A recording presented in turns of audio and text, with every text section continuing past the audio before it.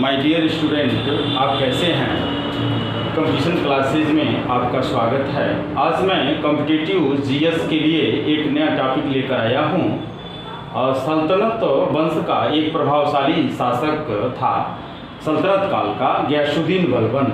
गयासुद्दीन बलबन के विषय में हम आपको सामान्य जानकारियाँ देंगे जो आप रेलवे, आर्मी, पुलिस, लेखपाल आदि परीक्षाओं में जो भी वनडे कंपटीशन है उसमें बैठेंगे। इससे संबंधित प्रश्न जो आएगा तो ये मैच करेगा। बड़ा इंपॉर्टेंट टॉपिक है, इसको ध्यान से सुनिए। 1265 ईस्वी से लेके 1287 ईस्वी तक बलबन का कार्यकाल माना जाता है। 1266 ईस्वी में बलबन ने राज्याभिषेक करवाया। बलबन रजिया के ही दरबार में थे। रजिया के पहले इल्तुतमिश के भी दरबार में थे। इल्तुतमिश के 40 सरदारों का जो दल बनाया था तुर्क-ए-चहलगानी, उसी का एक मेंबर बलबन भी था। बलबन जब रजिया के दरबार में थे तो रजिया ने अमीर-ए-आखूर की पद दिया था। बलबन जब गद्दी पर बैठता है तो बड़ा अनुभवी शासक था, क्योंकि इसने कई सुल्तानों का कार्यकाल देखा था। इसके पास अनुभव ज़्यादा था, लेकिन यह निरंकुश शासन प्रणाली में विश्वास रखता था। अब इसने उलूग खां की भी उपाधि धारण किया था। ये कभी कभी प्रश्न बनता है कि बताइए कि किस शासक की पदवी या उपाधि उलूग खां है, तो वह है बलबन, गयासुद्दीन बलबन। इनका पूरा नाम गयासुद्दीन बलबन है। गयासुद्दीन बलबन लौह रक्त नीति पर भी विश्वास करता था।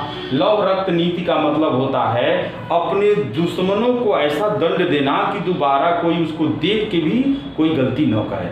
तो वह अपने विरोधी सैनिकों को, जो लोग युद्ध में पराजित हो जाते थे, बंदी बनाए जाते थे, उनका सर कलम करवा करके किले के बाहर टंगवा देता था, ताकि अन्य लोग भी देखकर भयभीत हो जाते थे। फिर बलबन का सिद्धांत था राजत्व का दैवी सिद्धांत।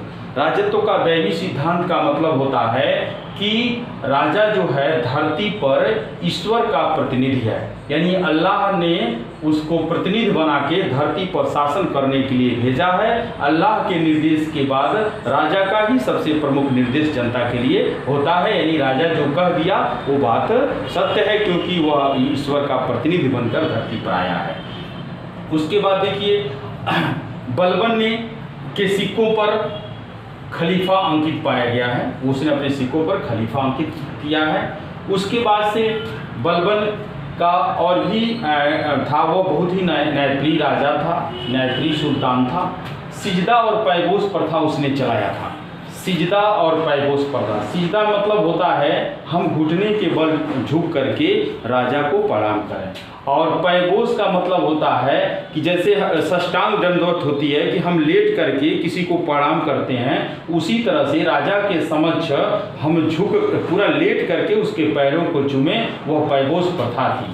और बलबन जो था वह कुछ इस्लाम के नीतियों से हटकर भी काम करता था। उसने ईरानी नवरोज वर्ष, ये भी प्रश्न बड़ा इंपॉर्टेंट है, ये पूछा जाता है कि ईरानी नवरोज नववर्ष की प्रथा किसने शुरू की, तो आप जवाब देंगे बलबन। बलबन की एक और क्वालिटी बताई जाती है, वो बड़ा ही शालीनता तरीके से शासन करता था। उसकी शासन में शालीनता झलकती थी।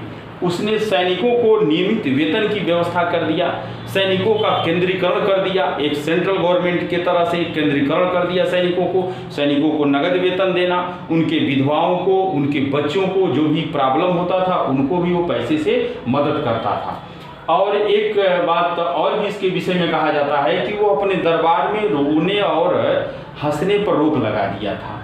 कुछ इतिहासकारों का ऐसा मानना है। वो नहीं चाहता कि दरबार में हास्य व्यंग्य टाइप के कुछ हो, दरबार चले तो एकदम शालीनता से चले। उसका पुत्र शाहजादा मंगोलों के आक्रमण को रोकने के लिए जब वो आगे बढ़ता है, मंगोलों से युद्ध होती है और शाहजादा मारा जाता है। उससे बलबन बहुत दुखी हुआ और अंत में बलबन की मौत हो जाती है। 1287 ईस्वी में बलबन की मौत होती है, और उसके बाद से उसके दरबार में लगभग 40 दिनों तक शोक मनाया जाता है।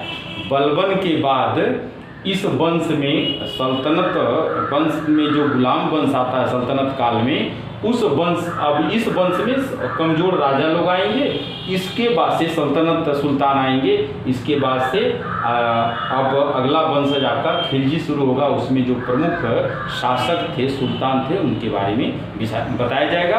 आज के क्लास में बस इतना। धन्यवाद।